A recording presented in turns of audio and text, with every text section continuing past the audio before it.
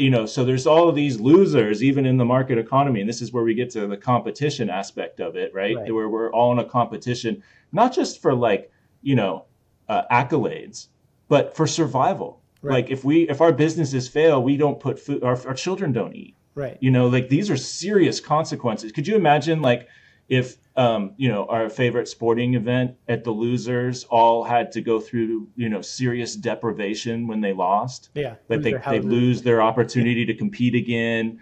You're banished from the game practically. Yeah. Could you imagine if like the stakes were that high? In competition, all of a sudden it doesn't become enjoyable anymore. Yeah. In fact, we could, if you want, we could jump into some of the ways that our type of competition in the market economy are very different and very unhealthy Yes. for society. Welcome to another episode of the Collective Evolution podcast. Today, my guest is Chris Agnos, and he's the creator of something called the People's Library, which is a vision for a parallel economy built on cooperation, shared access, and care. Now, like us, after years of exploring the root causes behind things like inequality, environmental destruction, social disconnection, and so on, Chris came to a powerful realization that the market itself, with its foundations in competition, ownership, and profit, is driving the very crises that we're trying to solve here.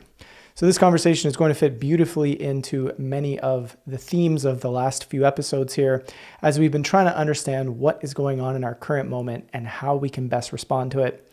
I think you're really going to enjoy this one, so let's dive in. All right, Chris, I know we have never got to speak face-to-face like this, but it's nice to have this opportunity. Thanks so much for taking the time to do this.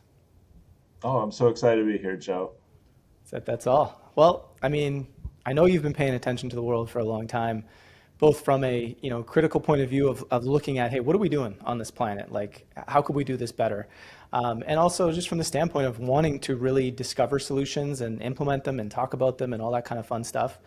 And I'm curious, as a starting point here, when you look at sort of the state of things out there, whatever comes to mind, just kind of riff on like, what are you seeing happen in this moment of geopolitical tensions and just even, I know you're from the United States and you're seeing a lot of what's going on there. Like, what are you seeing and feeling right now that you think is relevant to bring forward? Well, I think if you want to call it the system, for lack of a better term, because all the terms that we have like capitalism and communism, socialism are just overused, and they kind of mean something that kind of exists in our idealized version of something, but it doesn't exist in reality. So let's just call it whatever we have today, the system. I think it's working exactly as designed. I think that what we have done is, I think at the root of almost every issue we have there's an economic a driver of that phenomenon. Whatever, if you want to talk about environmental pollution, if you want to talk about trade imbalances or the things that are going on in the market right now, if you want to talk about even some of the social issues, I think you can drive them all back to an economic root. And I think the system is actually working as designed. We have what I would call a market economy. I think market economies exist all over the world. We have, even in communist societies, they had markets. They were just controlled by the state. So the experience of the average worker, let's say, whether you lived in the USSR or you lived in the United States, was pretty similar. I mean, you still went and got a job. You still earned money from that job, and you still took that money to the store and bought things that you needed. And then you still owned things. People in the USSR owned their place where they lived, or they owned their car, just like they did in the US. So markets have really been at the core of all of the economies that we've seen in the last several hundred years, and they've also been expanding. Markets have been expanding into new areas. They call it new markets. For example, if you go back 200 years, you didn't have a housing insurance industry. It just didn't exist yet. So what did people do when their house burned down? Well, their neighbors in some places would gather together and help that person rebuild their house. They didn't ask what's in it for me. They asked, what if it had been me? Right. And therefore they then would, and so that was excuse me. And that was a different kind of economy. That wasn't a market there. They didn't pay them to come and rebuild their house. They just came and helped, because if the other person had happened to them, then everyone would have come and helped them rebuild. So you had a community where people needed each other. Yeah. And then you have a housing insurance industry that starts propping up, and now people pay this housing insurance company in case their house burns down, and then they get the money to rebuild. So they no longer need their neighbors for Yeah. that. And I think you can look at anything. Childcare is something that's a more recent example where, 50, 60 years ago, no one paid for childcare. Maybe informally they might have a babysitter come over or something like that, but there wasn't like a childcare industry where everyone goes and drops off their kid at this place and there's a couple adults there that watch them. They had their neighbors watch them. There was some stay-at-home mom who would look out after a few of them after school or something like that. It was informal relationships. So these market economies have expanded over time, and now they are everything. They are everywhere. And what happens is you erode social capital the more you expand markets. And I think that's what we're seeing now. Is we're at a time now in our evolution where markets have gone into every realm of life. Now you've got people like selling their things on OnlyFans and all kind. 2 million people are on OnlyFans selling intimate pictures of themselves. Yeah. And so every element of society has now adopted this market ideology. And I think the root of our problems right now is we really don't understand the reality of markets. And so that's kind of where a lot of my research has gone, and study has gone, is realizing that markets are actually causing many of the problems that we face today. And we don't really look at them because markets are kind of like the water we're swimming in. It's like they're just everywhere, and we're just thinking, how do I get more money for myself? How do I get more money for my family? And that's our driving goal. We don't stop to question the whole apparatus of it. We say, oh, well, maybe the market needs to be changed and we need to put in some new rules. We need to get the right politicians in power, and we need to put in the right rules to govern the market. But what you find out is that at the core, markets are based on three principles that need to be examined, and those three principles are competition, ownership, and profit. And these three principles are the guiding forces that drive markets. And I'll stop here because I can go on for another 10 minutes on those three things. But I just wanted to just kind of like lay that as kind of a foundation, if we will. Yeah, I got some good notes here. Some stuff that I think would be worth unpacking, because I think you are part of what I love about what you're saying is that we're trying to look at the state of the world, the state of what's happening, and get to the root, get to what's actually the issue, which kind of pulls us out of this partisanship of viewing things politically or thinking that one person's going to be a savior over another, so on and so forth. And one of the things you talked about that I'd love to kind of double click on a bit and dive into is sort of the externalities of our decisions of, say, creating that market of housing. Insurance, for example. And of course, one of the externalities of that is the fact that now we have less community, less reliance on each other. And so I'm curious, like, is that really what you feel is one of the big challenges, is that we kind of have this free market system, which sounds great, but is there a cost to kind of just letting a market emerge from everywhere? I guess the cost would be that we're losing connection, we're losing reliance on each other. Is that kind of what you're getting at? Yeah. I mean, that's not the only cost. I mean, you could name any. We could do a round robin and start naming issues in the world, and I'll tell you how it comes back to one of those three principles I mentioned earlier of competition, ownership, or profit. Let's just, for example, take the idea of resource consumption. Yep. Which, as everyone knows, look at the resource, whether it's copper or oil or silicon or whatever, the chart just has it going up, resource consumption over time, right? Yeah. So we're consuming more and more and more of the Earth's resources every year, exponentially.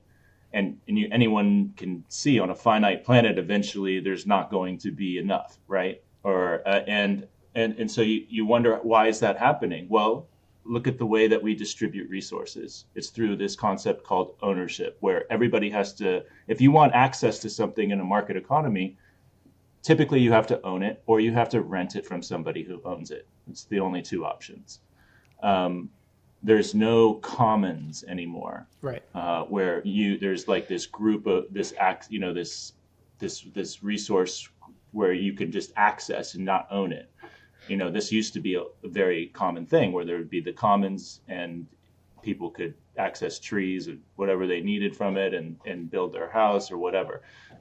But that doesn't exist anymore. And so instead we have ownership. And so now we have to produce, like, if you look at an average suburban neighborhood, everybody there has a little bit of a lawn, probably takes them 10 minutes to own it. And every single person owns their own lawnmower. Yeah. Like it does, so that's an incredible amount of resources that are building all these lawnmowers that we all have to own our own, because that's how we access it. Cars, appliances, boats, everything you can imagine falls under this model. I mean, you'll have a lake area, and then around that lake area, you'll just have all these cars driving all these boats on the highway on trailer. Like, a boat's supposed to be in a lake, not like in a garage somewhere in the backyard. It's like, but if you want to ride your boat or drive your boat in the lake, you have to own your boat and take care of it and store it and all these things, and then drive it to the lake and use it. And it's like, well, why couldn't we just share a certain number of boats that the lake, an optimal number of boats for that lake? There's a certain number that could fit on it. We could all share them, right? And so that, I think, is a fundamental driver of our ecological devastation, is that one component of market societies. Yeah. And I think in all of this, like, I'll play the objection here, and people will be like, well, hey, like, it's about freedom, right? It's about, I want to do what I want to do when I want to do it. And, not only that, but it's like, we're talking about sort of like a consciousness. You were talking earlier about how, it's almost like the culture that has been built out of markets is this culture that says, I got to own, I got to pull in more, I got to contain more, I got to have, my own piece of the pie. And so everybody's thinking is always going to be coming from that place. All of the objections are going to be coming from that place too, of like, Absolutely. I got to own, I got to have, I got to do this. And so I guess one of the questions there is, like, when people say, like, well, yeah, I mean, we got to have this semblance of freedom. We got to have this semblance of, that's the American dream, right? Is to be able to do what you want to do when you want to do it, and nobody's in the way. I mean, how would you respond to that? Yeah, absolutely. I mean, freedom is one of those things where you need to qualify it. Like, the word by itself means absolutely nothing. Right. It's either freedom to do something or freedom from something, right? You have to name that thing. So what are we talking about when we say that we love our freedom? It's our freedom to own things, maybe, and to have control over them, and to be able to dictate over that space, right? If I own a home, I get to decide what paint I get to put on the walls. I get to decide what furniture I put in there. Everything is my decision, and that's my freedom to do those things. But one could also, raise the point where when you own something, you actually exclude others from using that thing. So if all the land on the planet is owned by someone, then someone who does not own land has no freedom to access that land.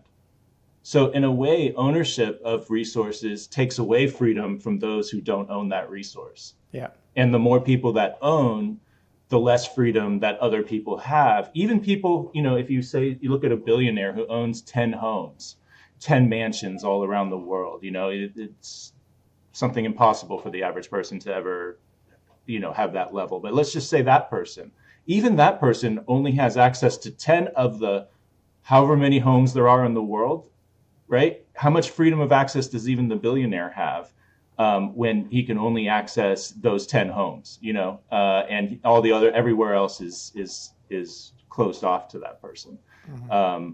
And in some countries, for example, in Finland, like in the US, obviously, if you own land, you can put up your no trespassing signs. You can completely stop anyone from stepping a foot on that land, and you can own millions of acres. But in some other countries, they have different levels of agreement when it comes to ownership. Like in Sweden, you don't have that right. Anybody can walk on the land that somebody else owns, because ownership doesn't mean that you get to exclude others from walking on the land, camping on the land, doing this kind of fundamental thing of access. Yeah. So I think that's my response to the idea of freedom, is freedom to do what and freedom from what. And you can obviously get into a bigger discussion around that, but markets actually, I think, reduce the amount of freedom that we have in the world Yeah. because of these fundamental concepts. I'm curious, just to that Sweden example there. Do you happen to know any more about sort of how that lands culturally, that idea of how it's set up where people can kind of just, like, I'm assuming people still respect each other's privacy, like they're not doing the worst of the worst, but do you know kind of how that goes over culturally? Well, I mean, it's just something that has always been that way. I mean, ultimately, property is an agreement, Yeah. and that agreement is different in different places. And so the agreements that they've made have just been different than the agreements that they've made in other countries about what property rights entail. Yeah. Even here, there's certain limits on your property. If you were to like discover oil on your property, and you may not have rights to things that are way under the ground on your property in certain places. There's still like lots of agreements here that limit the amount of access or amount of rights you have over the property that you own here. Obviously, there's property taxes, and if you don't pay those, then Yep. you don't really own your property anyway. So there's a lot of different agreements that are related to property. And so there could be different agreements that we could choose that might make better sense. And we might get into some of those later, maybe. Yeah, and one of the other things that often happens is, when we're talking about systems and we're talking about solutions and we're talking about the way things currently are, the belief is typically that, what we're doing now may not be perfect, right? But it's the best we've been able to do. It's the best we've been able to create. And, almost that remark of what system is better, what socialism, communism, right? Right. And these stories are obviously pervasive and they stop us from inquiring more deeply. So I'm curious how you would respond to that one. Yeah. I mean, I've had lots of debates about capitalism and why it's, problematic in the world. And usually when I have those debates with people, it might take, a half an hour, but eventually you get to exactly this point. It may not be perfect, but it's the best thing that we have. And, for most people, they go, what do you want instead? Do you want the state to control all the markets? We've seen what happened over in these other countries, and it's been terrible. So we just have to live with what we have right now because it's the best possible thing.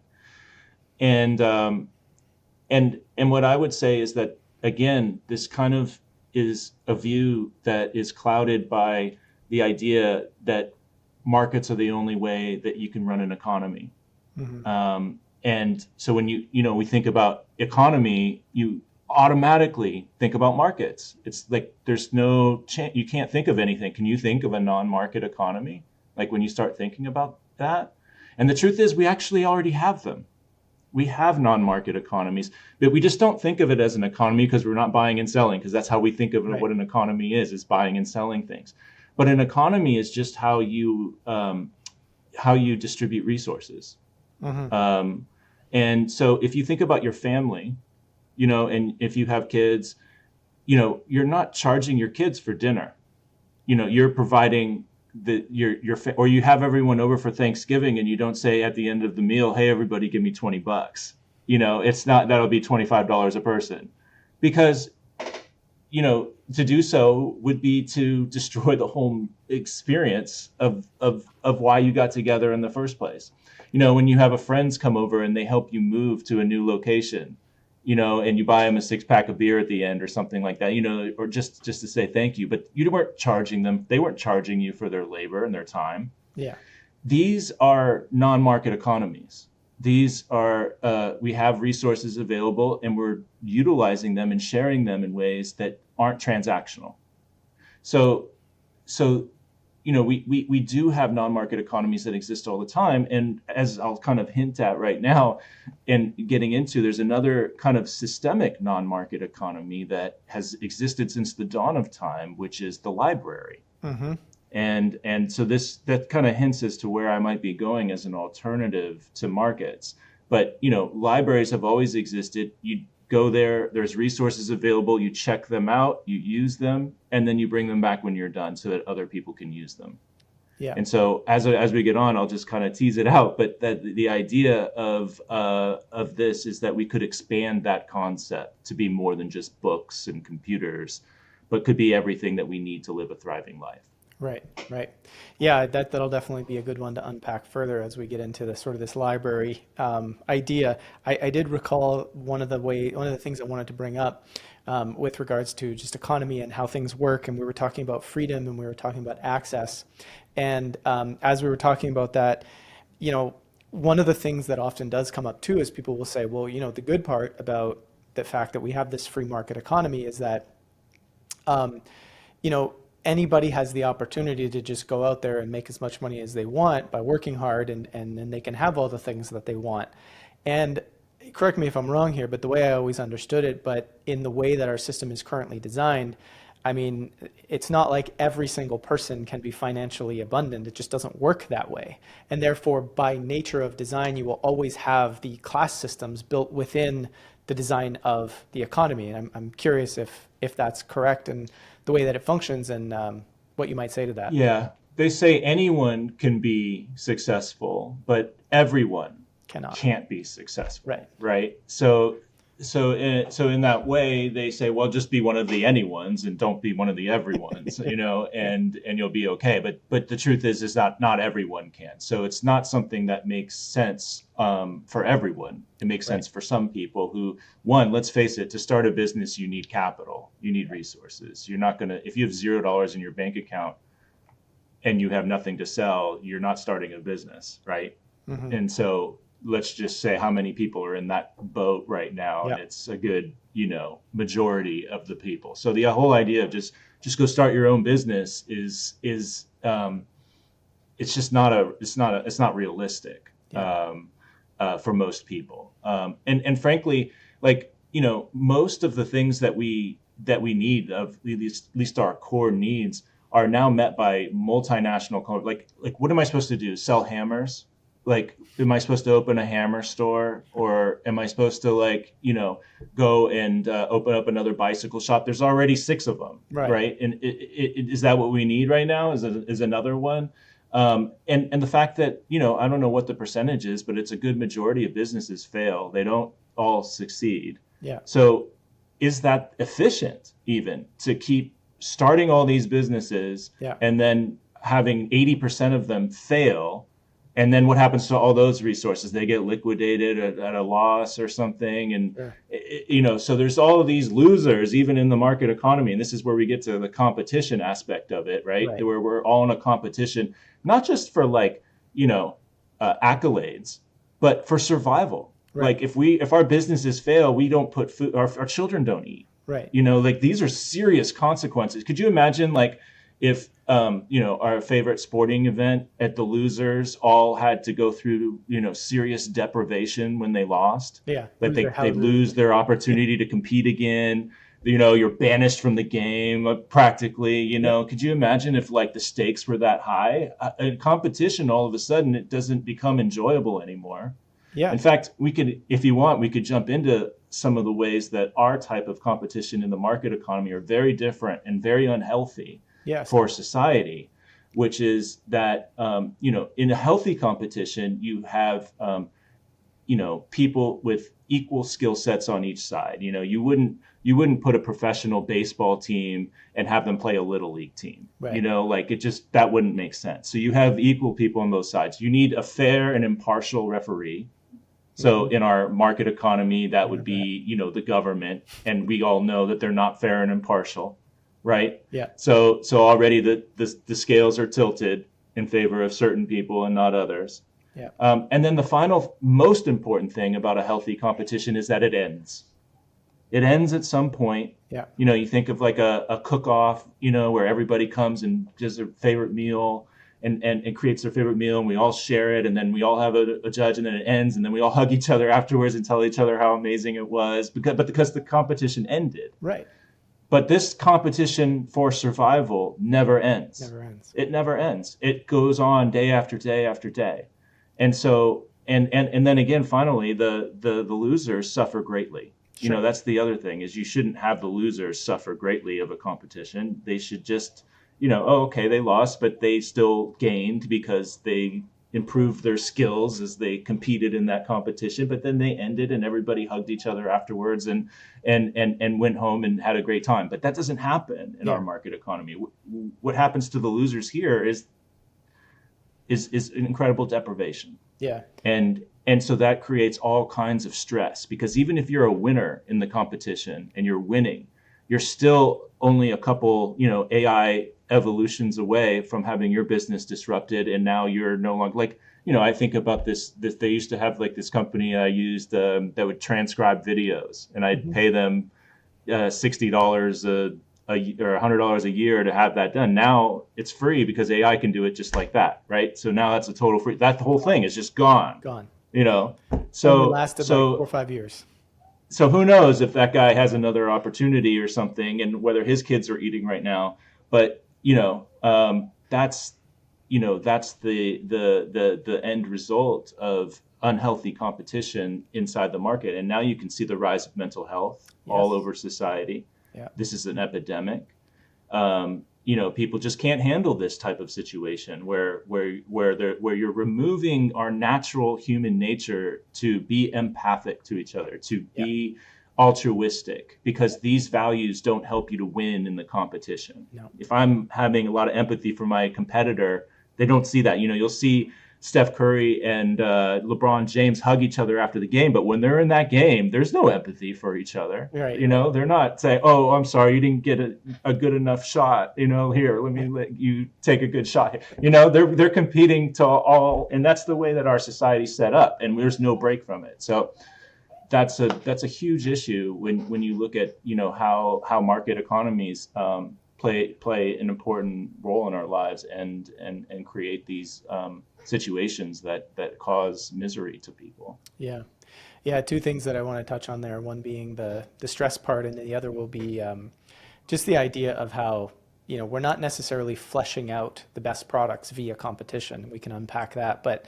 the stress part is huge. I mean, I look at just the fact that it never ends, right? As somebody who's been training in the nervous system health and trauma field now for 5 years, it's like you start to see that this really is the thing that transcends all race, all, when I say race, I just mean, nationality, color, skin color, all that stuff. It transcends every socioeconomic class. Like, it doesn't matter where you look. Humans are humans, right? Our nervous systems are all the same. We respond to stress and trauma the same. And, we're watching the resilience of humanity drop and drop and drop and drop. And it's the pesticides and the toxins and the bad food and the low quality water. But, I think the sleeping giant here is the stress. People don't realize how this is actually the biggest piece to the entire puzzle. And myself and my mentor had some conversations about this. She's in the nervous system field, and we were kind of floating the idea that what the Maha movement is missing most is this element, right? It's great to clean up the water and the food and all that, and we should.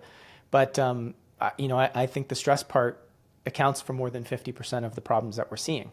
So it's the biggest piece. And interestingly enough, I mean, the CDC with Kaiser Permanente, I believe they discovered this back in the 90s with the ACE study. Oh, yeah.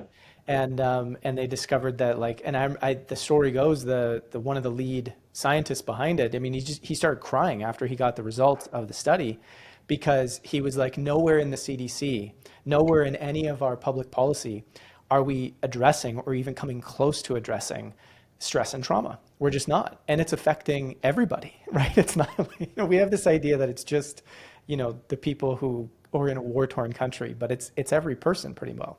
And I still don't think in all these years we've addressed that. So that's definitely a big piece. And the other thing, did you want to comment on that before I pop in this other piece to the question?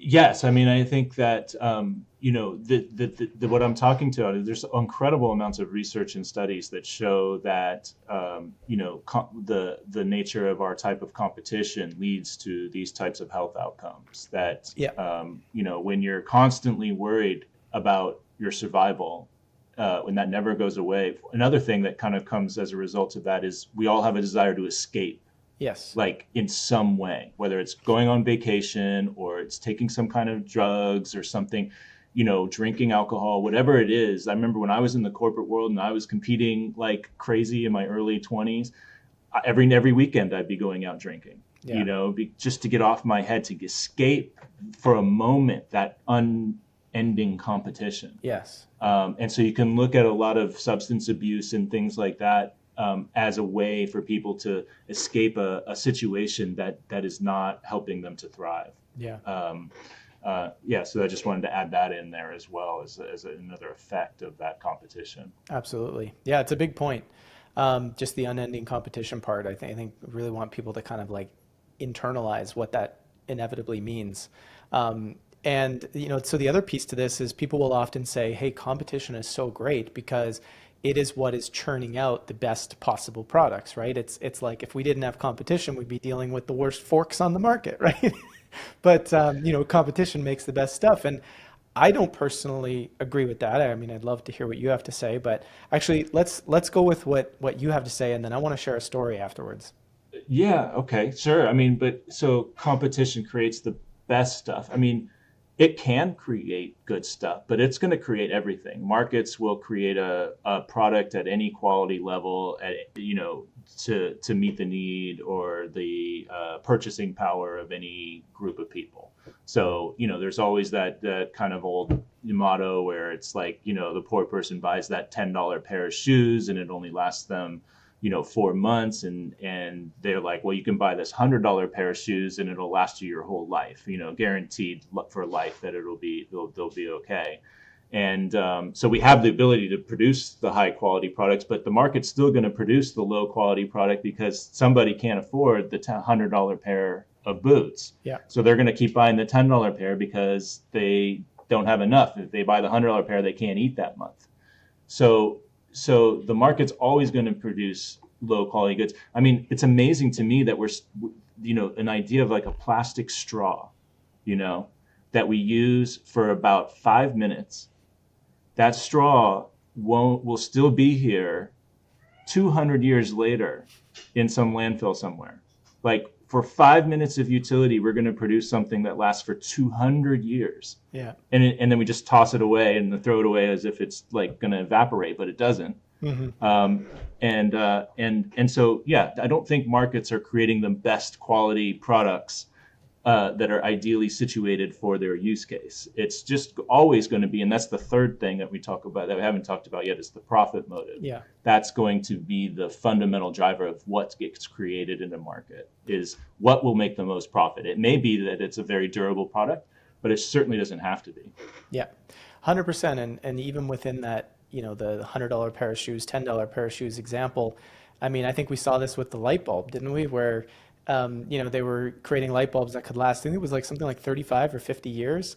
And the companies were like, shit, now, I've sold enough light bulbs that I don't have return customers, right? And I need return customers because I'm in this endless competition. So that we actually start creating lower quality products. And I mean, we see this with phones, with laptops, with everything, right? We need repeat buyers. So Absolutely. that's a big piece to it. And the quick story I was going to share is, I mean, even just watching the industry that, we've kind of both been part of for however long, 15 years, where whether you want to call it media, independent media, it's not quite just like news, like it's more than that. But I mean, I've watched as, competition didn't necessarily churn out the results of having the best media platform. When the incentives are be more dramatic, be more ridiculous, overtly share news that or information that's not even true because it'll get 100,000 clicks. I mean, you probably know people that have done that just as much as I know people who have done that, right?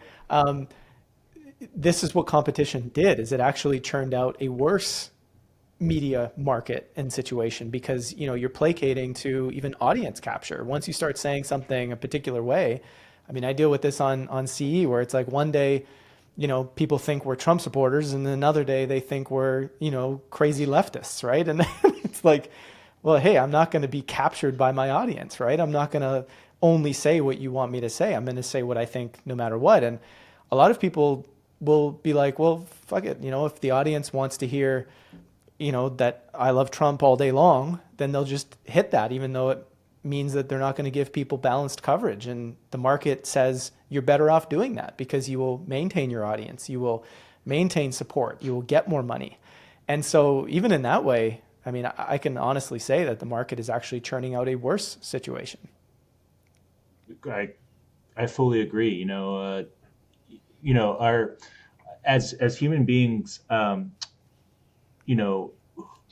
core nature is to actually get along with one another. Yeah. We for the vast majority of our history, before the rise of settled societies, we were nomadic tribes, and our ability to survive was highly connected to our ability to belong in the group. So we were very amicable. We were very like, how do we make sure that everybody gets their needs met?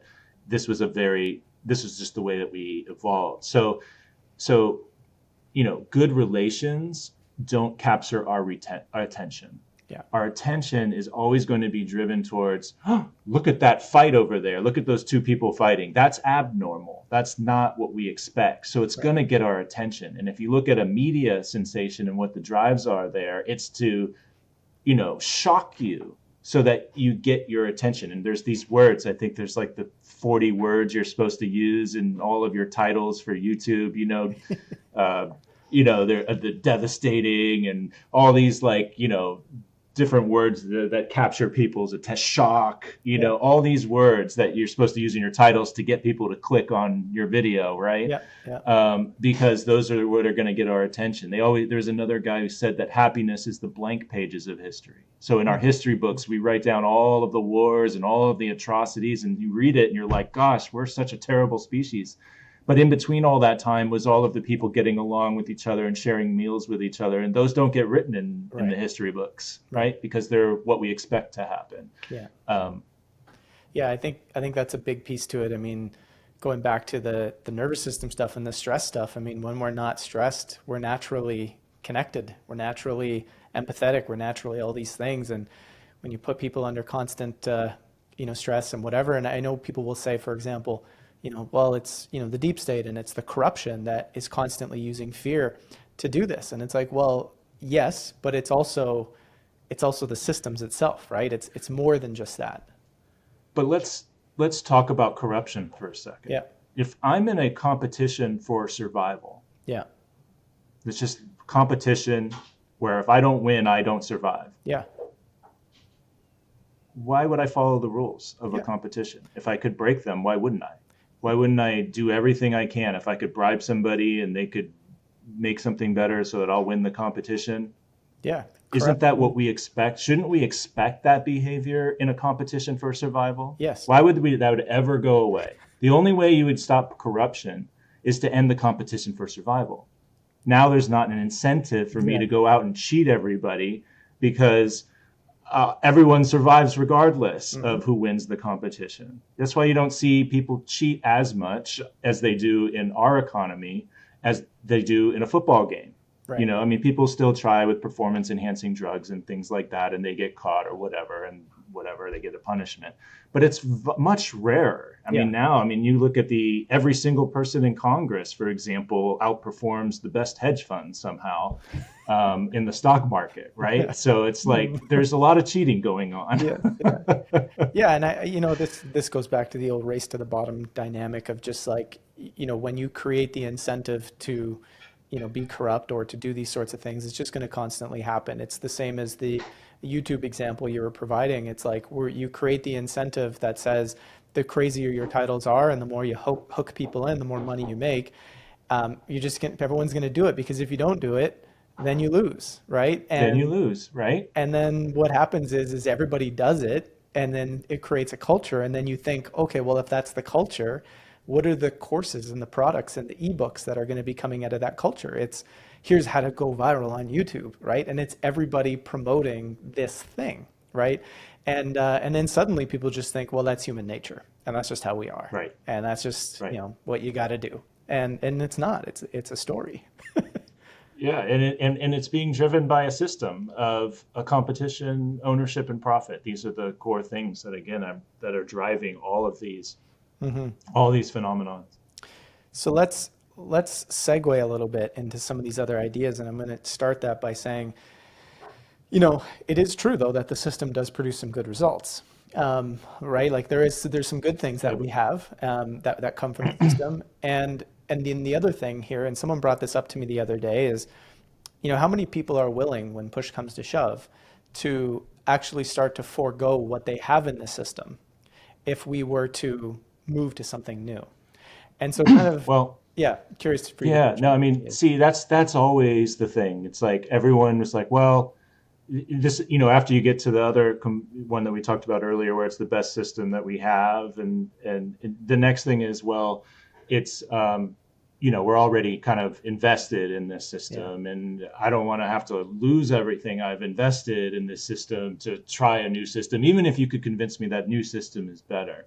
right. And and I think that we're missing. I mean, and typically, if we look at history, that's how it's worked, right? If you wanted to switch from capitalism to communism, you went through a revolution, and the new government took over, and they confiscated property, and they did all these things that totally upended the prior system. So what I want to suggest now is that we don't have to do it that way. And in fact, the solution that I'm going to offer does not require us to change one law, elect one politician. It doesn't require us to give up anything. It Hmm. doesn't outlaw ownership. It doesn't change anything about the current system. What I'm going to propose is that we can create an alternative economy that exists in parallel to the current market economy without getting rid of markets. Because you're right, you can't get rid of markets right now because everybody gets their needs met through markets. Right, So if we were just outlaw markets, all of a sudden the whole world would go into total chaos. right. It's an absurd thought to even consider that. But what I would suggest is that at the root of markets, at the root of ownership, private ownership, is where did all that come from before? There was a time, for example, before you owned your land and the person who owned your land before that owned it. There was a time when no one owned it. And that land was what it was part of the commons. And if you look at Native Americans, they kind of treated it this way. They didn't divide up the world into individual ownership of individual parcels of land. They used the land as the commons, as something that was accessible to everyone in that tribe. Yeah, Um, and um, and so at the root of ownership is the commons. And so to create markets and to have markets own things and buy up resources and minerals and all these things that are owned, you have to extract from the commons and privatize it. And so at the root of ownership is the commons. Is originally there was just this accessible thing. So what I'm suggesting is we need to rebuild that yeah, commons. We need to rebuild the commons, which is something which is not lawlessness or anarchy. It is, commons can be governed by a set of agreements yeah. that the people who access those commons follow. And so that's kind of what a library is. A library is the commons. A library is a place where you can go and check out things that don't belong to you, use them, and return them so that other people can use them too. Yeah. And so what I would propose is that we create an alternative economy that is decentralized, it is locally driven, and it is created by local people so that it is most controlled by the people who are using it. That's the key. The key is that people who use the commons need to be the ones who are governing the commons, and ideally do it democratically, right? So that we all decide, should we create a rec center in this particular location, so that everybody can access it? Yeah. Should we create some housing over here? How should we decide on how to manage these resources? And so the idea is that we expand the concept of the library to include every other resource that we need to thrive: a housing library, a food library, a transportation library, a recreation library, a leisure library, a Skillshare library, anything you can imagine. And these libraries would be locally managed, so they would all look different from each other, right? Because a library system in Colorado and a ski resort is going to look different than a library in a beach town. You're going to have different. You're not going to have surfboards, in the ski town. You're not going to have skis on the beach. So there'll be different resources that are available in different libraries. You have different types of foods grown locally. So you wouldn't have bananas in Colorado, but So the whole idea is that it would be an augment. Remember, this is a parallel system to markets where people can choose which type of economy they want to participate in, if not both. If not, maybe you're in your early times, you want to be in the market economy, but later on you're like, gosh, this is burning me out. I don't like all this competition. I'd rather go and contribute to my local library. And that's the idea. Is in exchange for access to resources, you offer some of your time and contribution to it. Yeah. Because people do need a place to contribute. You can't just give everything away for free, because then there's nobody maintaining the resources and they would deteriorate. So the idea is that you would participate if you were to check out a house or a room that you could live in for as long as you wanted, and then if you wanted to move somewhere else, that room became available to somebody else, right? So you're actually creating an efficiency use of resource. Yeah. The resource becomes what's efficient, not capital, not profit making, as in the market economy. Yeah. But we all can access what we need, and we contribute our time, and through that local management, you can offer this alternative way for people to meet their needs besides the market economy. Yeah, I think I'd like to, so let's unpack this more. And I kind of want to put on the table just the idea that I think it's for people to wrap their head around how they might borrow a chainsaw once a month or borrow a lawnmower once a week is different in wrapping our heads around it versus I might be borrowing my housing. Because of the nature by which we've been living and renovating and decorating and doing all these fun things the way that we like. So there's different sort of levels of all in, let's say, that are going to be harder to wrap our head around. But let's start on the simpler end with the chainsaws and the lawnmowers. And first, I guess one question would be off the top, like, how do we begin to acquire these items, given that we're currently in a market economy where people have done these sorts of things? But how would we begin to start in your mind? So we start locally, at the zip code level. If you're in a large city, there could be multiple local people's libraries that are being developed or being created. But it takes some early adopters to see the vision, and to want to devote themselves, because they kind of, I would see a lot of activists who, maybe are just tired of trying to elect a certain politician, then getting betrayed by that politician and then not doing what they said they were going to do. And, and the whole apparatus of it just feels terrible, because you're donating money to these people, and the whole thing just doesn't feel right anymore. And you start to recognize that, markets, the more we expand markets, actually, the more problems are being created in our society. You start making that connection, and then you're like, okay, I can see how I call this the people's library, because it's owned by the people, not run through the government. I don't think it would work if the government just decided to create this. There's a lot of lack of trust in the government now, which is very rightly so, because it's been used by competitors to seek advantage over others. And so I think this needs to be done locally. So how do they start? Part of it is storytelling. Part of it is talking to people. Part of them is having this dialogue. My role in this is really to create content that challenges people and force this idea. So if you follow me on social media and things, I'll be talking about this constantly, and you can be sharing the videos and things that I've been creating with other people in your life so that they can kind of start grasping their head around this. There's a website, peopleslibrary.life. If you go there, there's the big FAQ, answers a lot of these types of questions that you might have. But ultimately, you could use the market to obtain resources. So there's a lot of different ways that you could do it. First, you could get donations.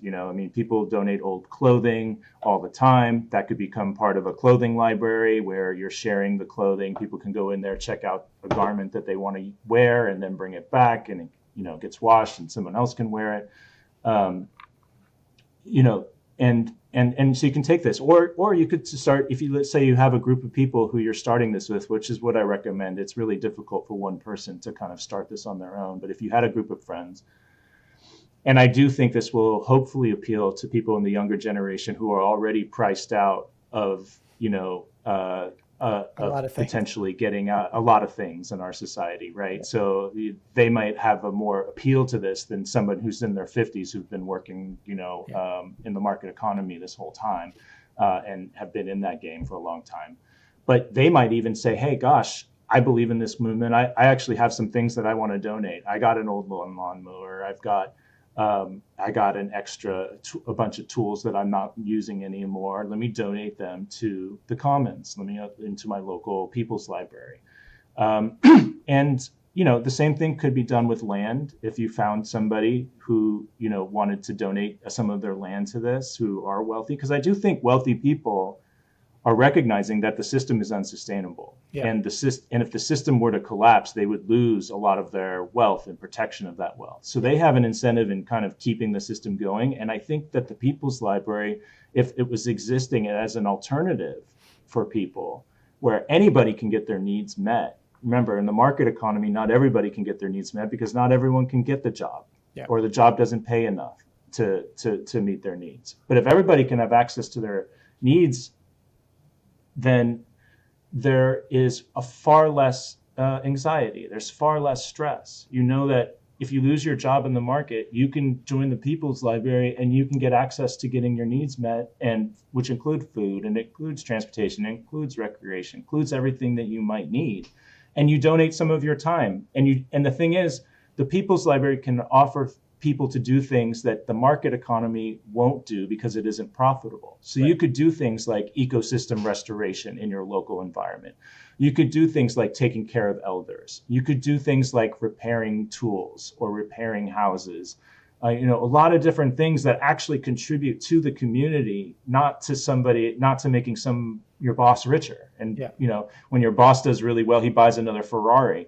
But when the People's Library does well, everybody does well, and that sense of belonging and community and purpose and meaning is not existent in most places in the market economy, and it would exist in the People's Library. So people could actually contribute in ways that actually matter, and get their needs met at the same time. And I think that that's kind of what an economy is supposed to do, right? Yeah. I'm going to, based on everything you're saying, I'm going to kind of stream of consciousness something and just tell me where I go wrong here or if it's on point. Imagine you got a community of, let's say, 1,000 people, and we're existing in our current world where, electricity is running to all of these houses, and this costs, let's say, $120 a month for people to do their thing. And this is today, right? We're starting this today. And so we're not looking at, hey, how are things going to be 2 years from now? It's today. And, on top of that, we use natural gas for heating and different things like that. And these bills got to be paid. And I have a job, and I'm kind of doing what I do to do what I'm doing. And I kind of find a way to get together with, a bunch of people, maybe it's 20 of them of this 1,000. And everybody kind of agrees to just take their existing lawnmowers and chainsaws and, power tools and different things, except for maybe the prized possessions that they're not ready to throw in there. And they throw it into some, who knows, let's say there's a piece of, almost like an unleased space that somebody owns. That is, they're like, you know what? Yeah, we can put everything in there and throw a keypad lock on there, and we're good to go, and people can check this out. And they start doing this, and there's a couple people that are, let's say, maintaining some of the tools and doing these sorts of things. Now, there's going to be, let's say, money for the gasoline to run some of these things. I'm assuming that'll just be in the short term, everybody's responsibility. Like, hey, you put your own gas in, but at least you don't have to buy the tool. And the maintenance can just be the maintenance of people putting in their thing. And then maybe they like this idea. After a year, they start to scale it up a bit, and they say, you know what, we do have some farmland that we could start all contributing, sort of like a community garden. And everybody just starts growing some food, and we contribute, and people can just come and take what they need, and it sort of runs, and we work out the kinks as we go, right? We're still working jobs. We're still making enough money that if the food garden is not producing enough, it's okay, because we can still go to the store and buy some stuff, but at least we're trying, right? And as we're trying, we're exploring, we're understanding, we're implementing, we're getting creative, and we're just kind of allowing this to emerge little by little. And that's what I hear. That's what I see when I look at this, right? Is just trying it, right? Like, Yes. you Yes. can't wait for the totality of something to be there before you buy in. Right.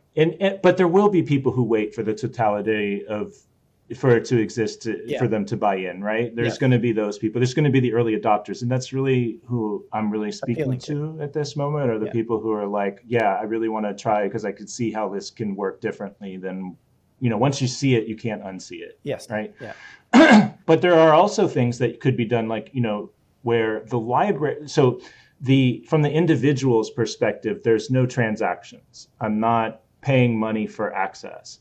But let's say that you did start this community agriculture, and there were people who said, gosh, I don't want to actually grow food myself. I don't want to go out there in the field and water the plants or pick the vegetables, but I still want access to it. So the library itself could engage in the market, where they could sell some of the excess produce in the market and use the money that they raise from selling that produce to pay for the gas, or to pay for the things that they need to pay for in the market itself, or use that money to acquire property, or use that money to acquire tiny houses, where they're buying them from Boxable or something like that, one of these companies that makes tiny homes, so that they're expanding their capacity.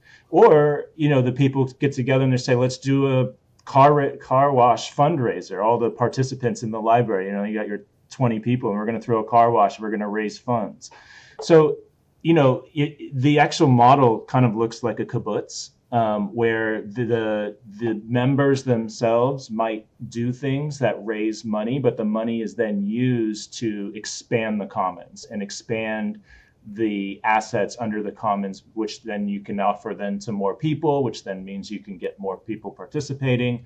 And there could be lots of different ways that little services and businesses that are offered. There's a great example actually that exists today in San Francisco. It's called Delancey Street, and it's a place where nonviolent drug offenders can go instead of going to prison. And they go to this place and they get all of their needs met. They got their housing and everything that they get to stay there and serve out their time. But this and there's probably, let's say, 1,000 units there, and there's 1,000 people living there, and they run a car mechanic, they run a restaurant, they run a moving service company, and they have all these things that they then work and they develop skills in doing, but the money then is then used to pay for all of the Right. community's resources, right? So I think these people's libraries could operate that way in this interim period where they're trying to grow, by figuring out ways that they can raise funds. Could be through donations, could be that they raise funding then to buy a old apartment building, or an old hotel, or an old mall, even if malls are now kind of falling by the wayside now. Maybe you turn the parking lot into a bunch of tiny homes, and you use the mall as a place where you can then offer services to each other, and you got a place where you can get your hair cut and all the rest of that thing, and it becomes kind of like a kibbutz or a community that then can expand access over time into and to grow it over time. Yeah. Yeah, I think, in hearing this idea and kind of thinking about a lot of different ideas over the course of my years too, it's like I think that one of the big things is people want to see almost like not, obviously we're talking about the early adopters here, but it's like they want to see that it's like really obvious. I'm just going to move into this totally complete intentional community and then that's just it. And before that, I mean, there's nothing I can really do. It's just kind of like the system is the system and it's just kind of the way it is. And the more that idea stays in people's minds, the more things just continually move on the way that they move on. And when we were starting the Shift project back in 2010, it was always about a transition. It was always about what we have now. It's not going to change overnight. Like it's like there has to be transition and there has to be trying and testing out and just moving into some ideas to just see what happens and just let it emerge. And what I find is that there's almost like a state of being that has to be sort of like held to move into these ideas with some level of like buy-in and curiosity, as opposed to just the negativity that can so easily consume everything that says like, well, it's probably not going to work anyway. And I mean, how is this going to change everything else? And like, how do we know this is going to end in like actually taking down the system that's today and whatever? And I'm curious, like, what does that sound like? Like, does that feel like something that's relevant to you, that there's kind of a mindset and a state of being that's also important in this? Yeah, I think there have been eco villages, there have been intentional communities that have sprouted up, but what they've done, at least from my perspective, it seems like they've isolated themselves. Mm-hmm. They've said, okay, well, everyone will still own their own house inside the eco community. So there's like this level of buy-in, and then there's all these rules that we develop as a community that everyone's supposed to follow, and but now we're isolated. Mm-hmm. We're not really connected to the outside world. The different communities have different levels, right? Some are less isolated than others, but the less isolated you are, the more you're just like another neighborhood in everywhere else, and the more isolated you are, and the more cultish it kind of feels like, if you will, like where you're like, okay, now we're all over here and we're just different. We're like the Amish. We're like, we just do things all differently, or something like that. And so this is a little different. The idea that I'm proposing is that, the idea is that anybody in society should be able to come and get access from the People's Library in exchange for some level of participation, depending on how much access you're looking for. So if you want total access to everything, housing, food, transportation, maybe you donate 1 month a year. And it's going to be a lot less.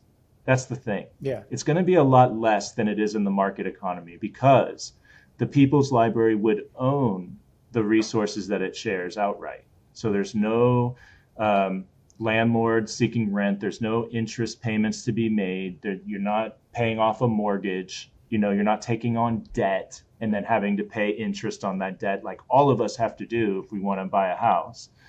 We wound up paying 3 or 4 times the asking price of the house over time if you include all the interest payments, and it winds up being 30%, 40%, 50% of our income goes to that expense. Yeah. And so we're working 40 hours a week, so 20 hours of the week goes just to your housing. But in the People's Library, they would own it already, so there's no extra. So it would be just a lot less that we would have to contribute to it if we were all contributing in certain ways. So, but I think that it needs to integrate into society so that anybody can get access. Yeah. And in that way, it's not some like intentional community that's kind of like off in the periphery that's not really affecting the world. You're actually affecting the world, because if somebody who, let's say, was working at Target for $15 an hour and having to barely get by paying rent and food and have little access to things, and then they have the opportunity to join the People's Library where they can get access for a lot less of their time, I think there's a lot of people who would say yes to that. Yeah. I think there's a lot of people who would say, yeah, that sounds like a better opportunity. Now you're changing the world. Yeah. Now you're changing that person was working at Target for $15 an hour. Now they're not working at Target and they're still getting their needs met. So that changes the society. Yeah. What's Target going to have to do? Well, in order to get someone to work there, they're going to have to raise the amount of money they're willing to pay them. Yeah. So it's not to say that they would go under. They would just have to pay $30 an hour. Now all of a sudden says, I mean, really the market takes advantage of people's survival need. Yeah. In that they were only willing to pay them whatever they're willing to pay them, and they have to take it because that's their only option to survive. Mm-hmm. Once they have another option to survive, that calculus changes. Yeah.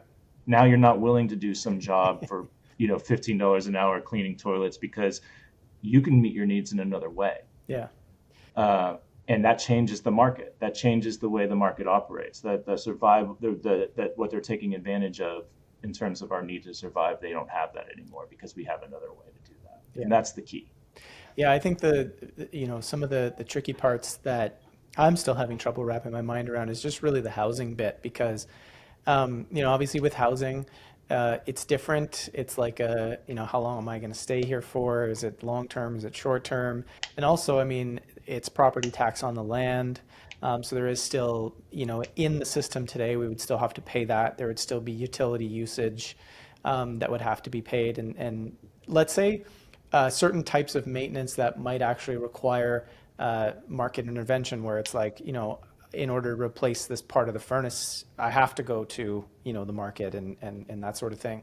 And so that's where it gets a little trickier for me, where I'm like, okay, how would we solve that? And the money making part would still, to some extent, need to be there. And that's not necessarily a bad thing, but yeah, that's something that have to be solved for. So each individual people's library would have a budget. They would still operate with money. That's key, right? Like they would need to, for the examples that you just brought up, the electricity. I mean, maybe over time they buy solar panels and they get off grid stuff, and then the people's library owns that and they're off the grid, right? I mean, that could be a potential too.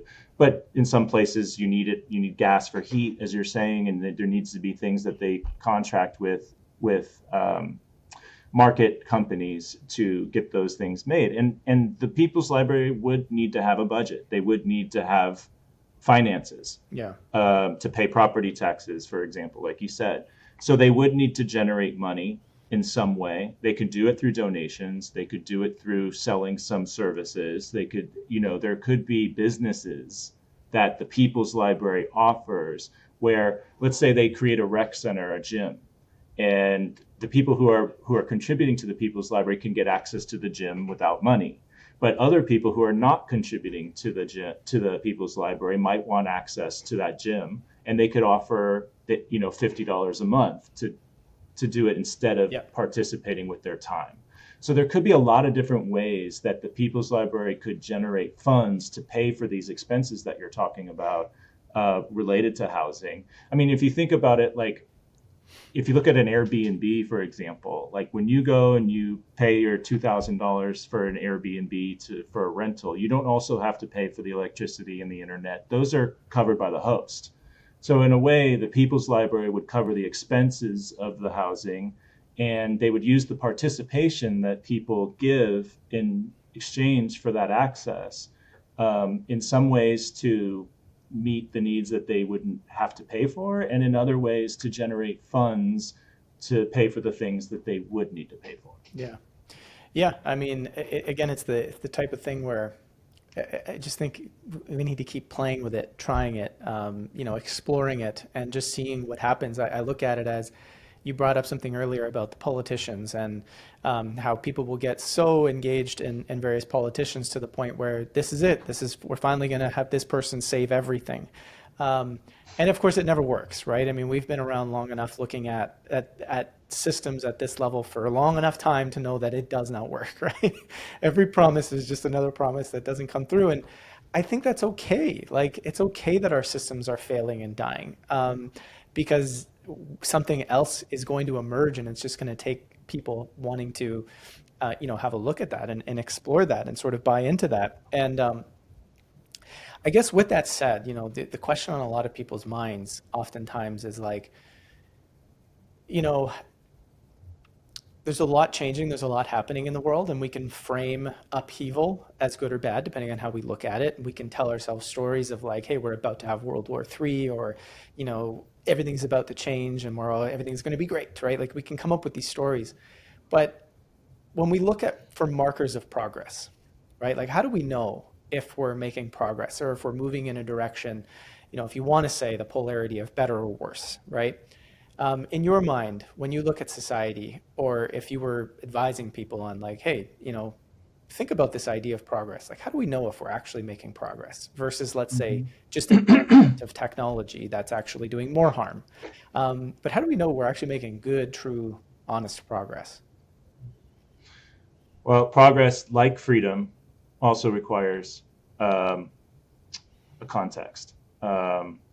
We've actually defined progress. Our society has a metric for progress. We call it GDP. Mm, This is what the goal of all of our market economy is. It's to grow GDP. The logic goes that the more things that we exchange with each other, every time you and I exchange in a transaction, you're better off and I'm better off, because otherwise we wouldn't engage in the transaction. You prefer the money I'm giving you, I prefer the product you're giving me, we're both better off. So the logic goes that GDP, which is gross domestic product, it's the sum total of all exchanges that were made for money in a given time or country. And those things, so if every transaction makes each other better off, then the more times that we're transacting with each other makes society better off. This is the way the logic goes. This is progress in our society. But there's some fundamental flaws with that idea. Not every time we exchange money for something, are we better off? I'll give you a hypothetical example that find yourself in the desert and you're dying of thirst and you come across an oasis. And the guy there says, yeah, you can have some water, but it's going to cost you $100 a glass. Well, okay, if I have $100 and that's crazy for a glass of water, right? To pay $100 for a glass of water. But if I'm dying of thirst, gosh, I might pay that $100. And so there's a level of exploitation there. hmm That if you don't have access to something, I can charge you a lot of money for it. And are you better off? Well, yeah, you didn't die, but you also got exploited, Right. because somebody else is making a huge profit and preying off of your body. Your body needs things Yeah. to survive. And if I can tap into that and deprive you of that, and then I can basically turn you into my slave and make you work however much as I want. You need to work just to get those basic needs met, which is kind of on some levels what we've done in society. If you want a house, if you want all these things, you're going to have to work like crazy just to barely get by and have access to those things. I mean, Yeah. 90% of people are living paycheck to paycheck, and barely getting by, and not accumulating wealth or getting making progress in their own personal lives. And yet, at a societal level, we can claim that because GDP is rising, we're making progress. Yeah. I don't think it's a good measure of progress. I think there are many things that we could use instead of GDP to measure progress. Health is a good one. Public health. There's a lot of metrics around public health. If that's going up, I think we're making progress. But we can see in our society, public health is actually deteriorating. Yeah. Affordability, housing affordability. If that's going down and it's becoming easier for people to afford housing, then I think we're making progress. But we can see if housing affordability is actually decreasing and fewer people are actually able to own a house. So I don't think, I think that progress should be measured in terms of human well-being. Yeah. And there's lots of different measures for that. But we don't do that. And it shows. We have a society where human well-being is deteriorating. And even at the same time, we're selling more and more things, and GDP keeps growing. Yeah. So that's how I'd answer that. hmm Yeah, all well said and good things to think about. And I mean, what's present for me today on this question is almost like fewer harmful externalities within everything we're doing. Like we talk about human well-being, which is great, but what if human well-being came I mean, immediately we don't think, some of us don't think of this way, but human well-being could come at the expense of somebody else hurting on the other side of the world, or the commons hurting at some point. And of course, we could argue that, well, human well-being is natural well-being, right?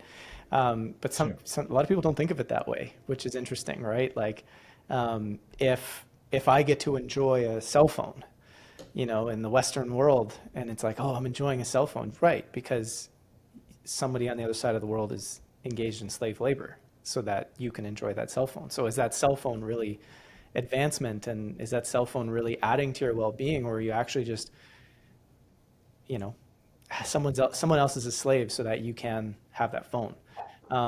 And so I think there's this culture of complexity. There's this being able to think bigger, which is kind of hard to some extent for a lot of us, because we're so focused on our own survival and our own this, and this is what we have to do, and we're kind of subject to the system, right? We're subject to having to buy whatever food is at the store per se, or pay the utilities that we have available to us, and it's hard to like make decisions outside of that. And but I do think that, and I'm wondering what you think of this, is like, is part of what tips the scales and really getting people to want to do something different, is part of it understanding what they're part of and what it's really Yeah. doing.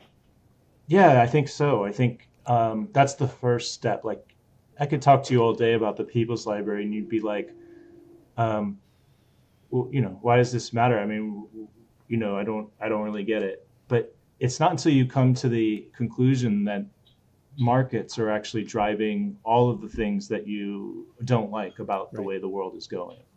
And if you can make those connections back to those core principles of Yeah. the unhealthy competition that we talked about, the way that ownership creates all these extra resources that are just being unused. So like I saw this perfect picture the other day where you had um, a bed store where they were selling mattresses, and they had it all lit up, and they had this perfect bed that was just sitting there in the store, and it was nighttime and the store was closed, and there was a homeless guy sleeping right outside of it in the doorway.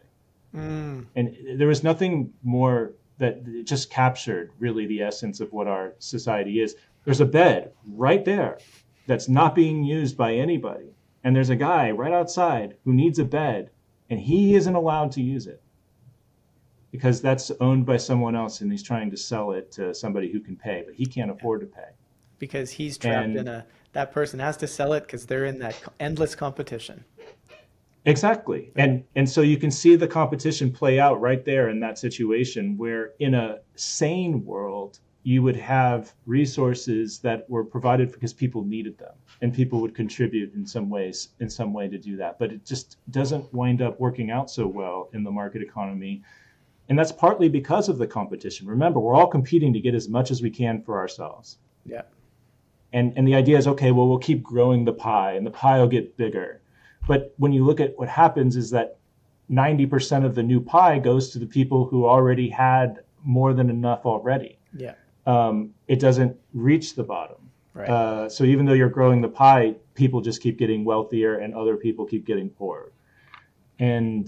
And so that system is just unsustainable from all different levels of society, from a social level, from an economic level, from an environmental level. It's all going in the wrong direction. Um, Yeah. And I mean, what you're pointing to here in all of this is this need to understand the underlying drivers of our society, of our worldview, of our problems, of all the different things going on. And from my observation, I think there is a little bit of growth in people being interested in looking that deep. But I mean, I have to say the day to day of what we put out there, even though we try to get people to look at these underlying systemic features, there's not a lot of interest. It's still very much the surface level, my political side versus your political side. This person's evil, this person's not, so on and so forth. So defined by the person saying it, of course. But have you been seeing growth and the desire to want to understand things at this level? oh, that's a great question. I mean, I'm just getting started with revealing this idea, so it's a good question for me, a few months from now. Mm, Um, my main goal, or the way, my strategy for talking about this is to take the things that people are caring about right now. You got to, as a storyteller, you always want to start where people are. Yeah. So if let's just take the people in East Palestine who had the train derailment and the complete, burning, destroying of their local environment with these toxic chemicals that were released. I can take that example and talk about, why that happened. There were, for example, these more expensive brakes that could have helped to prevent that disaster from happening that were not implemented because a company wanted to make more profit than account for the safety of their trains that were going there. So the whole reason why that happened was because of the profit motive. So, or I can take, another example of, why, they are passing laws to put nonviolent drug offenders in jail. Well, you have a private prison industry that needs more and more people to go to prison for longer times because they make money for people being in prison. So what they do is they lobby the government to create these harsh sentences for nonviolent drug offenders. And now you're putting people who never harmed another person in their life in jail for decades because it makes money for them. Right. So again, the underlying driver is the profit motive. Yeah. And I can take, you could name off any societal issue, and I can connect it back to one of these three market principles that are causing it. So I'm hoping that, that's what really my channel is going to be about, is highlighting the stories that were told about markets and looking at the reality of what they are. And hopefully over time, people start to connect the dots that actually the root cause of all of this is the system. You want to talk about the corruption in the government? Well, again, the competition for survival is going to always create the incentive for people to create the corruption. Yeah. Because they, and they'll justify it in numerous different ways. They'll say, yeah, but I employ 100,000 people in my business, and if it doesn't do well, then I'll have to lay off 100,000 people, and that would be terrible, right? So I have to be corrupt in order to seek the advantage of my business. Yeah. And so hopefully, some of these messages start to, resonate with people, and because I don't know how happy people are, in this debate of whose side is doing what. I mean, and ultimately, what I also will point out is to show the areas where both sides agree, because there's actually a lot of overlap in where they agree in terms of foreign policy and the forever wars and the growing the deficit. I mean, here you just had all these Republicans run on lowering the deficit, and here they are passing the new budget that increases the deficit. So it's like, they just ran on that for like the whole time. Right. They had this whole thing called Doge where they're like, okay, let's get rid of the waste. All right, well then shouldn't you be lowering the amount that we're spending? But we're not. No. So it's just, I mean, you realize that, at the end of it, it's the system works a certain way. Yeah. You have to understand how that system works, and the people in power can't change it as much as you think they would be able to.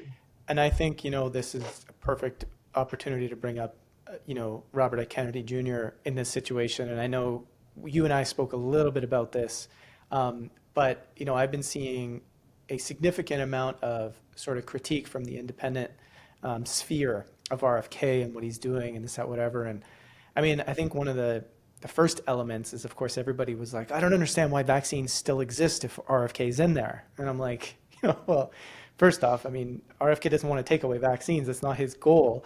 But secondly, it's like, no matter what he is trying to do, guys, you got to remember, like, the system that he's in, there's only so much he can do without being a dictator. Like, his goal is not to come in and take over public health and dictate what he thinks is right on everybody else, right? And and I think this is one of the sort of the challenges is people have to remember is, like, even though Kennedy getting in, let's say, is a great thing, and let's say he's going to go after some of this corruption, and he's going to go after trying to, I guess, pull out some conflict of interest and some lobbying ability, and let's say he's going to try and do these things. it's not going to be easy in the system that we have. Like it's going to be really, really hard, and you're going to need to give the guy longer than 30 days to do it, right? Before you're like, see, we got scammed again, right? But I don't know. It's an interesting thing to observe, right? Because he is a different thinker in many ways. I think that the key thing to understand here is when you're in a competition for survival, you'll always find a way around a rule or a regulation in some way. Yeah.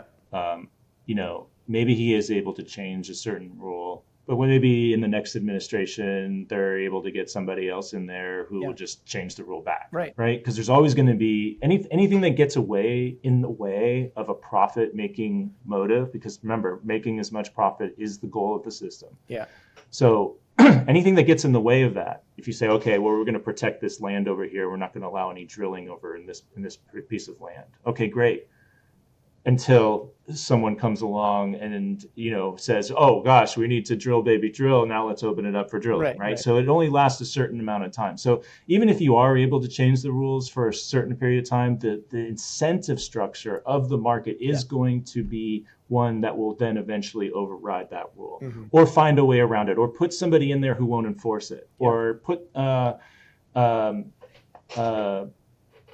it's just they're always going to find a different. It's like water, you put a rock in the river, the water's just going to find a way around the rock. It may not flow the same way, but it'll find a way around it. And that's the way that you have to look at the system that we're living in, that its objective is to make profit. It's amazing to me, RFK, sometimes, because he's actually really good at recognizing, and he spent his whole career going after the externalities in the world. As an environmental lawyer, he would be suing all these corporations for dumping toxic waste in the river or whatever. And so he's so aware of the root effects of markets, and yet he still thinks that market economies are the best thing since sliced bread. So it's like it shows you how pervasive the system really is, that we don't look at the root causes of it and how it's doing. And part of that is because we don't know what other alternatives there are. And that's why I do offer this other way of the People's Library, to say we could do things like this, and it doesn't require a revolution. It doesn't require you to give up everything you own. It's just something that we can do in parallel to exist alongside markets, to offer people an alternative, which is really, to the libertarians out there, about expanding freedom. I mean, we don't talk about the freedom to not have to participate in the market economy. No one has that freedom in our society, or they do, and they're homeless, and we judge them because they don't have to do what we have to do. I mean, if you think about it, there's actually a lot of animosity towards homeless people because they don't work, and they don't have to do the type of work that we have to subject ourselves to, and so we kind of go, well, yeah, you deserve to live on the street then. Because so there's this there is this thing inside of us that goes that sees that as, and we're almost jealous that they don't have to submit themselves to the type of work that we are doing to keep the roof over our heads. I've spent a decent chunk of time amongst homeless people, just getting to know them, talking to them, helping feed them, these sorts of things. And the one interesting thing is, of course, when you are speaking with a homeless person who, let's say, is not, really struggling with their mental health, maybe on drugs or whatever, but just somebody who's there and totally they're there, right? And that's a lot of them, to be honest. It is a lot of them. And they've said over and over again, you know what, I often question, why would I go back to that other life? I wake up, and it may be harder sometimes to find food. It may be harder sometimes in the winter, but I wake up in the morning and I hang out with my friends, and we do things, and we talk, and we don't have to live under somebody else's rule to the same degree as living in society. And sometimes they literally will say, I don't know if I want to go back, right? And some of these people too, they landed there on the street. They were the people that were the corporate, hey, I lived a corporate life. Let's say, I lived a corporate life. I got injured. I then got addicted to the medication for a little while that I was on, got into trouble, ended up losing my house, and then now I'm on the street and I'm just having trouble, right? And so there's those stories too, but it is interesting listening to the perspective a lot of homeless folks have about the system. And yeah, I think the other thing I was going to say quickly too about RFK and him not seeing things, I think he is bought into the American story, right? Which is kind of this American excellence type story, which says that what was done back then in 1776 was, I mean, that was the thing, and nothing has ever been that good. And I think it's very different to talk about what things were like in 1776 than to talk about what they've been like for the last 100 years, right? Like obviously it's a very different thing. And I think the argument, and correct me if I'm wrong here, but the argument here is that what we're experiencing now was inevitable of the systems we had set up, of the design of what we put into place. Let's say, when American founding fathers back then said, hey, this is the kind of society we're going to live, here's how she's going to go. Eventually it was going to get to the point, regardless of the corruption that we see today, in the sense because the corruption is emergent from the design of the society. And so there's part of this where we do have to really embrace a new story. Yeah, I mean, I think markets worked a whole lot better back then because they weren't the only economy in town. Like I said, they had these in the beginning where we had these mutual aid networks that, were also another type of economy. Yeah. But if you think about where markets do work the best, I always think, and where we usually have really positive thoughts around markets is the farmers market.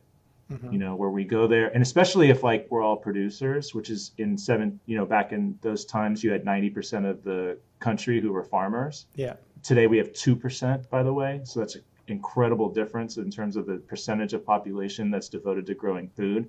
But if you had 90% of people growing food, everyone's a producer. Everyone's producing something. And so let's just say I'm producing corn and you're producing potatoes, and we all come to the farmer's market and I sell some of my corn and I get some of your potatoes, and we all kind of get, a little bit of everything. It's like, oh, that works. What a great system, and so when markets, I'm not saying markets can't provide value. I just want to be clear about that markets can augment and provide a place, where they can provide value. But so long as we get rid of this competition for survival, then I think markets could be a very, benign aspect to our society.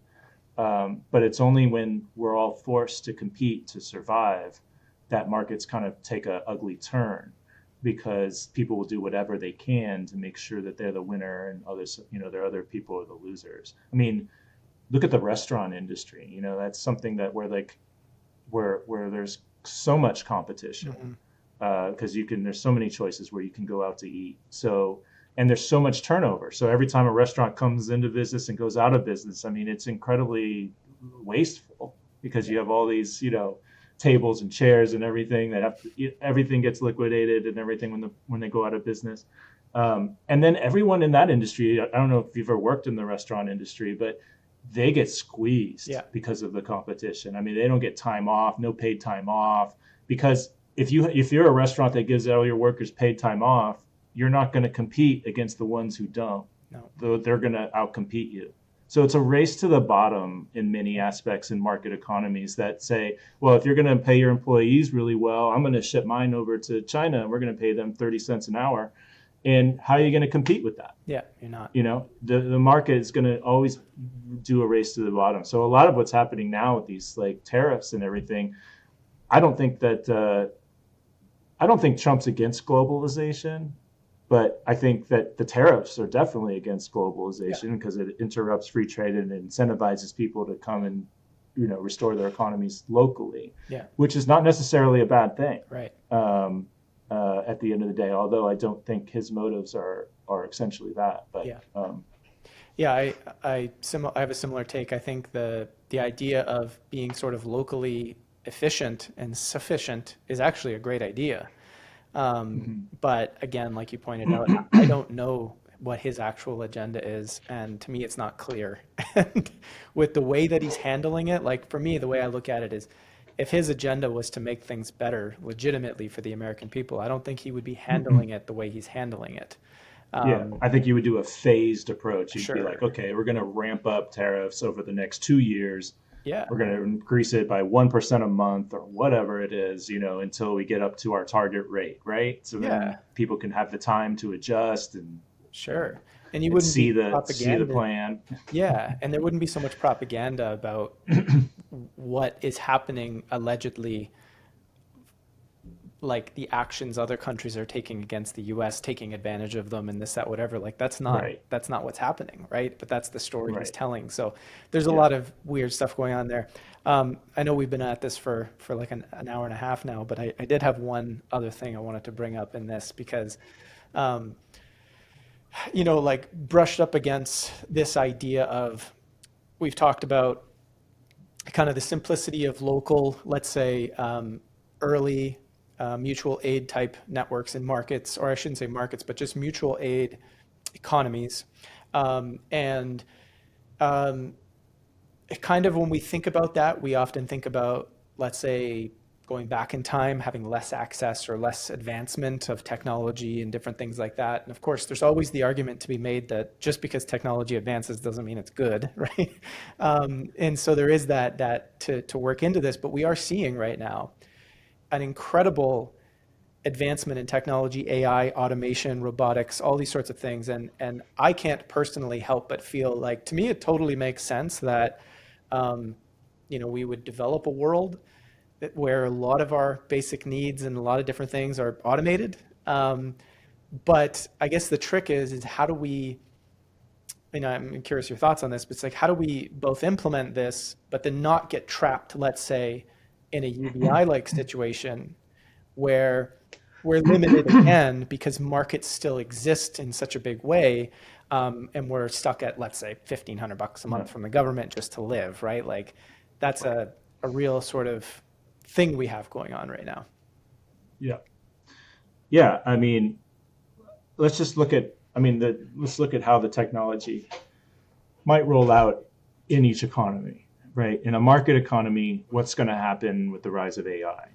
Well, essentially, almost everything that we do will get automated. Yeah. Let's just take a particular, and the way that it'll work is it's not just going to happen immediately, but there'll be some early adopters in a particular industry that start using AI to be able to produce whatever they produce at a much cheaper rate than everybody else. So let's just take a look at the accounting industry, just to pick one randomly out of the air. There's going to be some accounting firms that eventually get AI to be very good at what it does. It's going to automate all of your accounting so that you no longer need to employ accountants to do this. So there's going to be some business that disrupts that industry.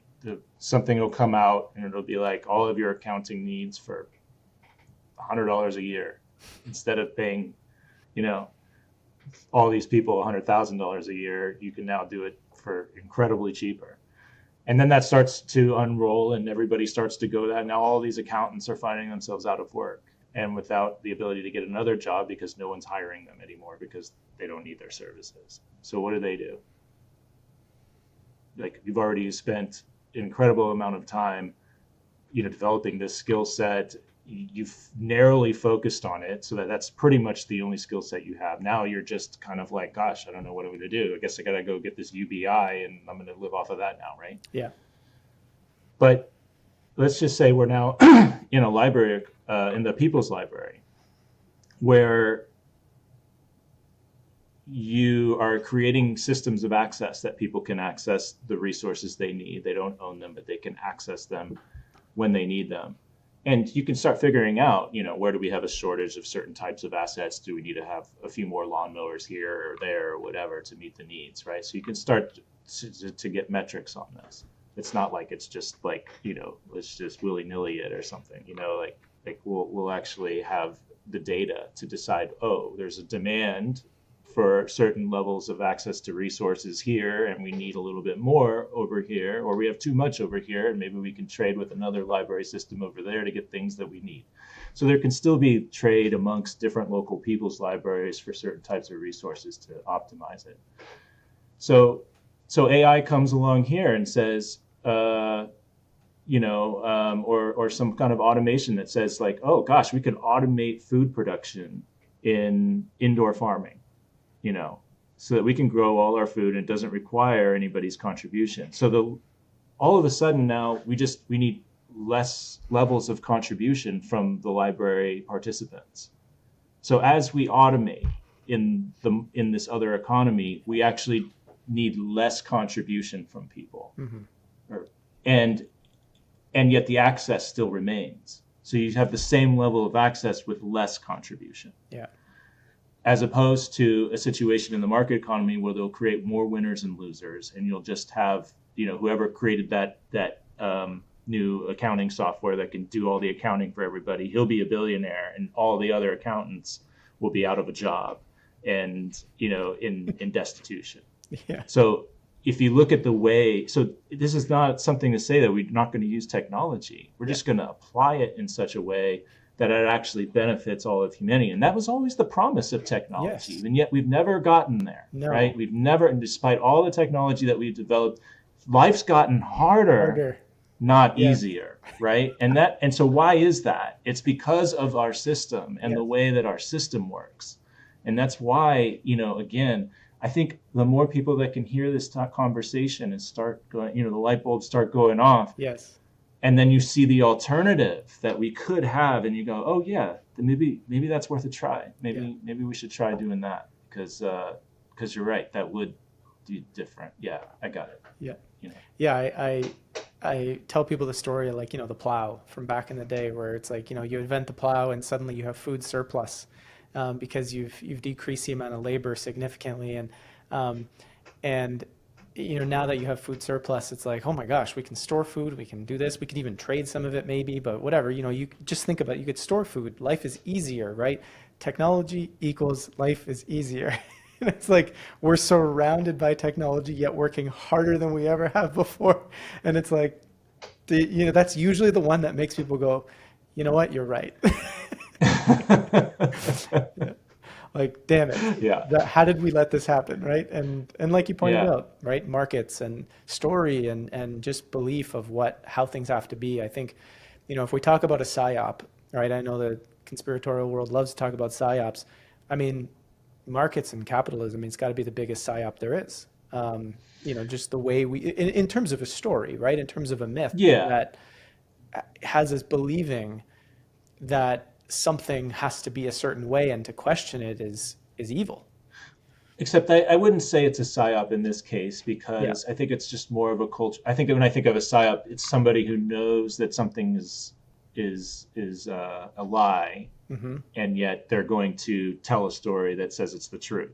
In this case, I think most people actually do believe in markets, because at the same time, they are meeting our needs. They, not evenly, not everyone's needs, but for a majority of people, they're able to go to the grocery store, pay money, get food. That's a good thing in their mind. They don't want to end that, right? They don't want to make that go away.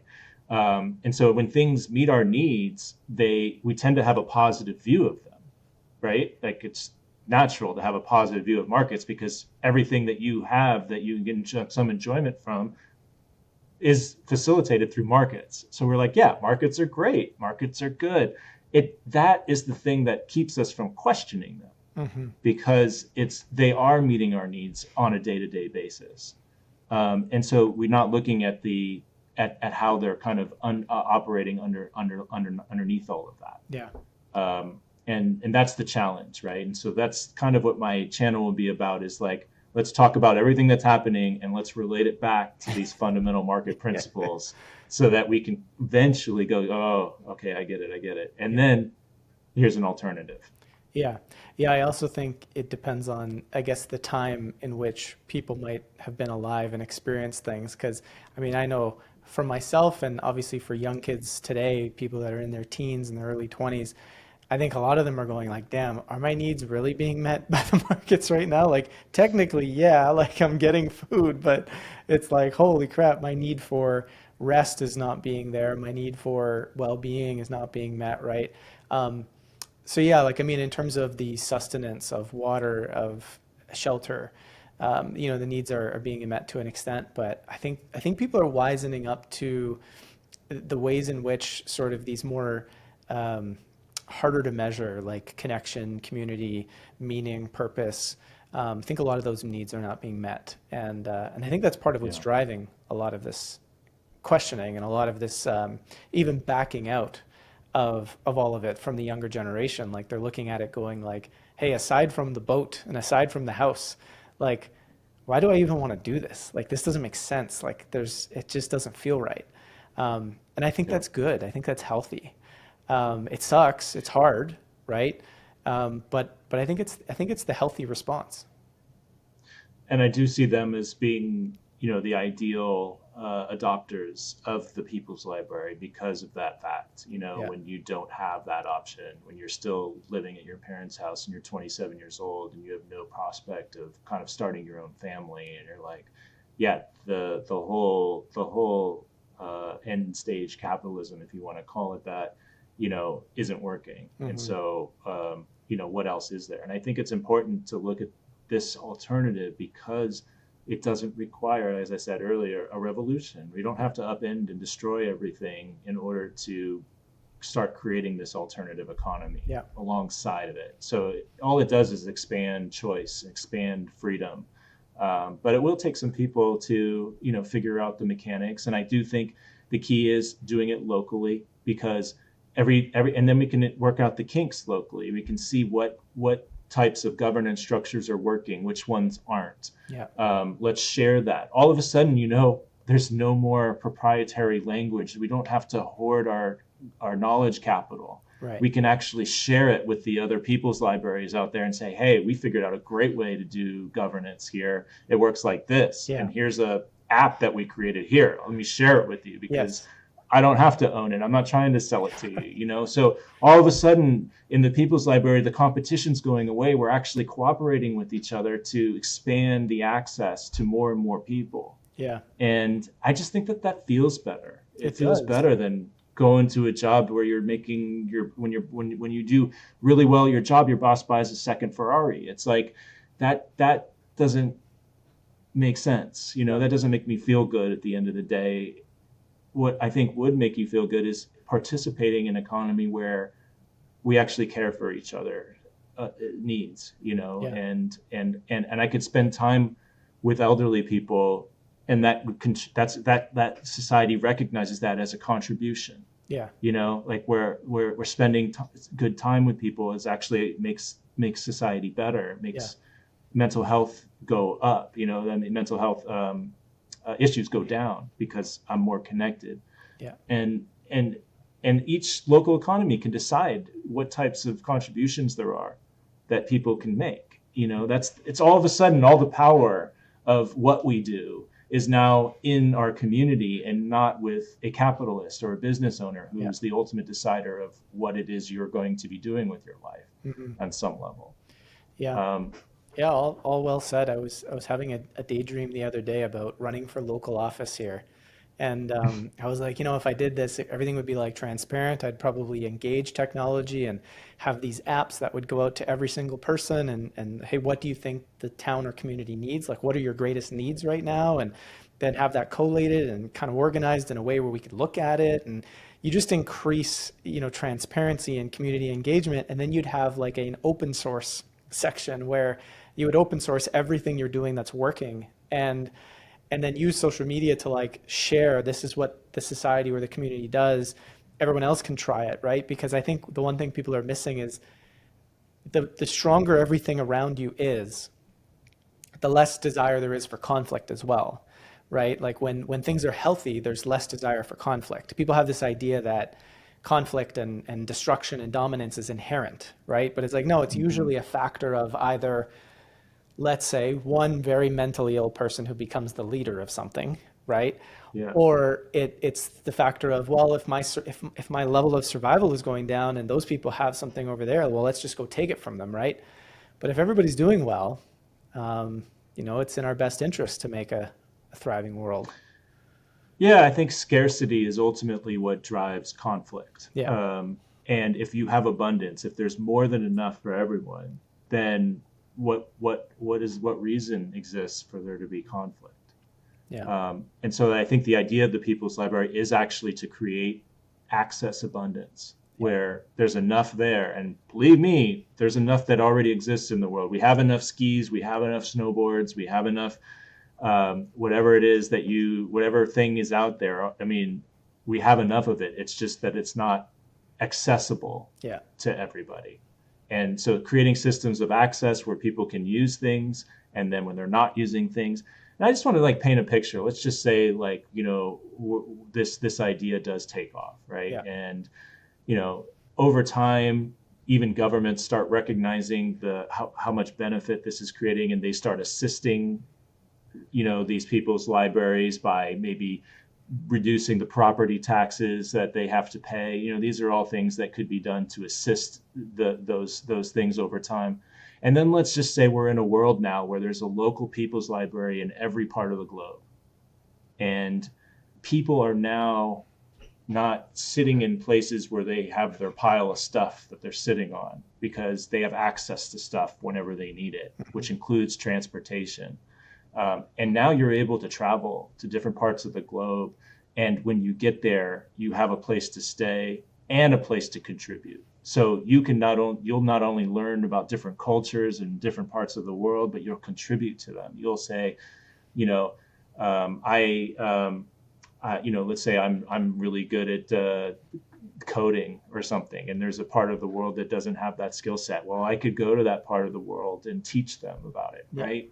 And then I get to experience their local cultures and learn things that they don't have. And all of a sudden you have people traveling all over. Instead of having shipments of goods everywhere, you just have people traveling all over the world and experiencing different cultures, and knowing wherever they go, they're going to have a place because they checked out their place on the app. They checked out their room or wherever they're staying and wherever they're traveling to.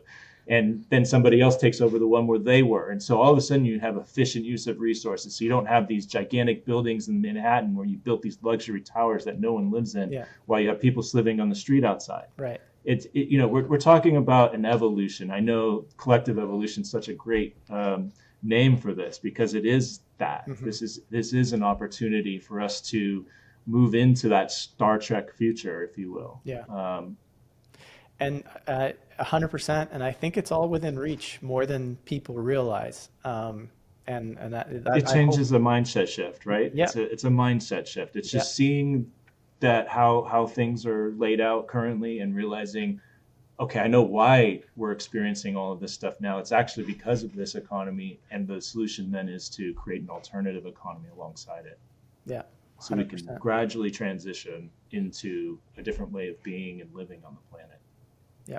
Which we all know we have to get to, right? We do. We all know that we're not gonna survive if we continue the current way. So, open to people's comments. Like if people have questions about it, I'll definitely be reading them and responding them down below. So if you have questions about this idea or about the implementation or the strategy or anything, or you can check out the peopleslibrary.life, and there's a big FAQ there where you can read more about the idea, watch videos, all the rest of that stuff.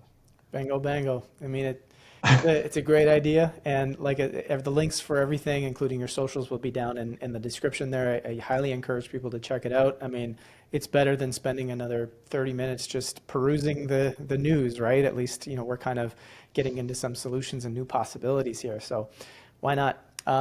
Chris, it was a great time, great talk. Appreciate your work and your efforts in wanting to bring this stuff forward, and definitely resonates with me. Thank you, Joe. I really appreciate the opportunity to speak to your audience about this, and thank you so much for having me on. Cool.